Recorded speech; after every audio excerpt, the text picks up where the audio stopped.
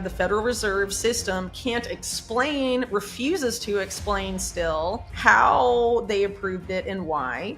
And there's also the same sort of like, no comment, nothing to see here, even though, like, yes, local reporter, you bring up good points. They were irrelevant to us at the time or something from like Washington financial regulators. Prepare to reveal the startling reality with Whitney Webb. In a recent insightful conversation with Natalie Brunell, the brave investigative journalist reveals the network of lies that surrounds us. As Whitney removes the masks put on by our governments, big tech, intelligence services, media, and social media platforms, get ready for a sobering 2024 warning. She exposes the disturbing truth that we are being consistently misled without holding back with information from any source. Whitney Webb, well known for her relentless pursuit for the truth, reveals a massive conspiracy planned by international elites to take complete control of the internet and every part of our everyday life. We have already gone through the first phase, which was effective in making us very reliant on the internet. She cautions that the next stage entails employing artificial intelligence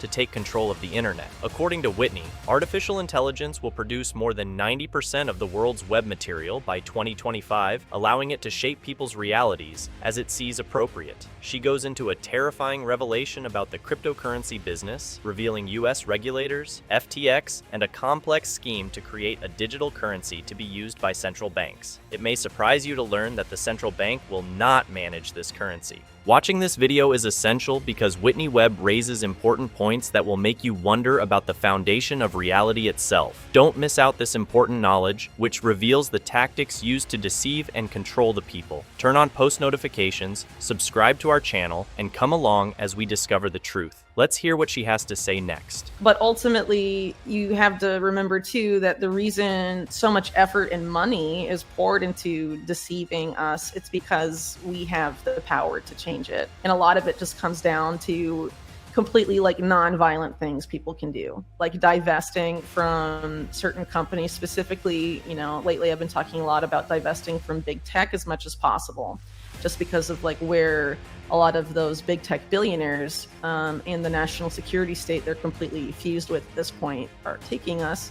A lot of what they are trying to do is entirely predicated on us remaining dependent specifically on their technology, when there's a lot of open source alternatives and like other like tech companies or developers that could be supported to develop alternative infrastructure. Like, we don't need their tools, and those tools can be made differently, as an example, right?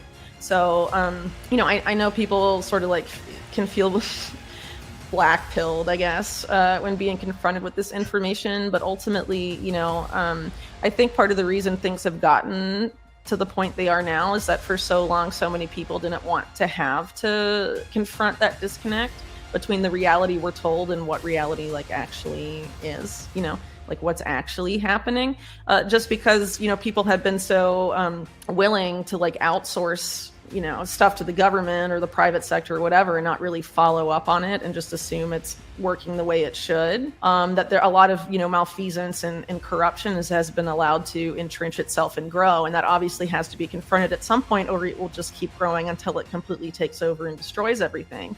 And we obviously can't have that happen. So you have to identify the problem to fix the problem. And you have to realistically assess not just what the problem is, but what you can do about it. There's a lot of people, psychologists specifically, that work for, the public relations industry or propaganda arms of governments, for example, or intelligence agencies, that have studied very closely how to manipulate human behavior with technology.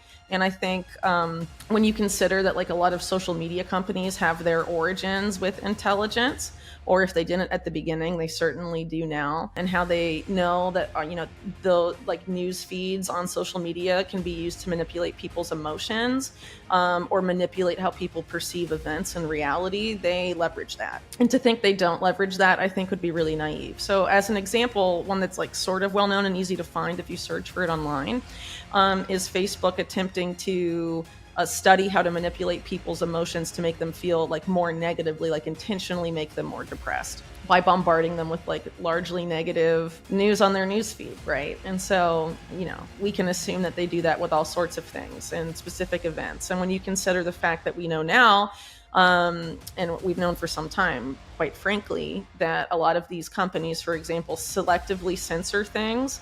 They're trying to cultivate the public's perception of events and reality and all sorts of different things. And so social media is a big tool for that. And then also, the whole like dopamine stuff with like attention span impacts that, social media and like stuff like TikTok and all of that is having on people. It's not really talked about enough. And for those of us that lived a decent part of our lives without that stuff, it affects us differently than like little kids that are exposed to that from extremely young ages. And how does that affect the brain? How does it affect socialization when all of that is still like developing? I think a lot of that has had like mostly negative impacts, and a lot of it doesn't get talked about. It gets normalized. And, there's we could do probably a whole podcast just discussing like all the different impacts that has on people and the type of impact it's had on different generations. Another big problem, though, that does come up a lot in my work is the role of like how that data produced by all of this is harvested by intelligence agencies and then fed into AI, tied up with like this blob of Silicon Valley national security stuff, because they really are fused. I mean, they're the private contractors for the intelligence agencies, and there's a lot of overlap at this point. Whitney Webb emphasizes the purposeful deception we encounter, motivated by people in positions of authority who are afraid of our ability to make change. She urges for peaceful measures, such cutting off financial support from big tech, whose ties to the national security state are intended to maintain our reliance on their technologies. Webb highlights the historical difference between the story we are taught and reality, highlighting the urgency of addressing corruption before it gets out of hand. She uncovers how social media firms purposefully manipulate user behavior, frequently in conjunction with intelligence, in order to influence public opinion and selectively filter material. Among his discussion of the detrimental consequences of technology, Webb draws attention to the consequences that are often ignored on socializing,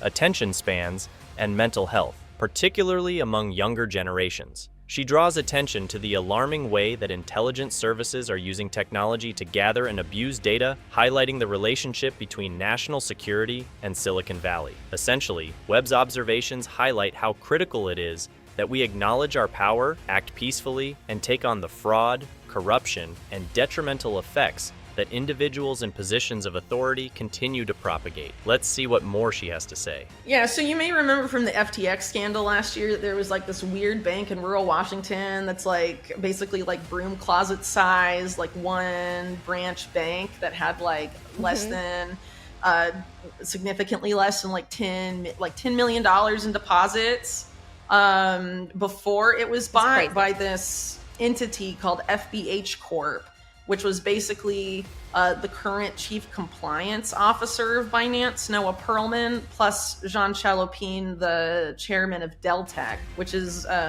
known for being a big bank for FTX, but is also one of the biggest banks for Tether, USDT, right?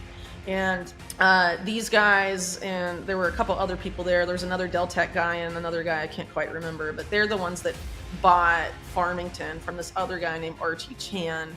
And I wrote about Archie Chan specifically in his history last year, but basically Farmington got, after it was bought by Chalopin and these guys, started to undergo this transition from being this rural community bank, one of the smallest banks in the country, to trying to become part of the Federal Reserve System, changing their name to Moonstone, trying to become the bank of the future, and being involved specifically in like the cryptocurrency space and also like in marijuana. Legal marijuana, and like just a huge transformation was underway there. And Noah Perlman, who I mentioned earlier, was like on the board of Moonstone. Also, Chalopin, obviously very involved, as was his son, Javier Chalopin, who was chief digital officer of Moonstone. And pretty much around the same time, like a very small amount, like a couple days difference, I think, Alameda Research poured like 11.5 million into this bank, which was like at the time twice what they were, the whole bank was worth.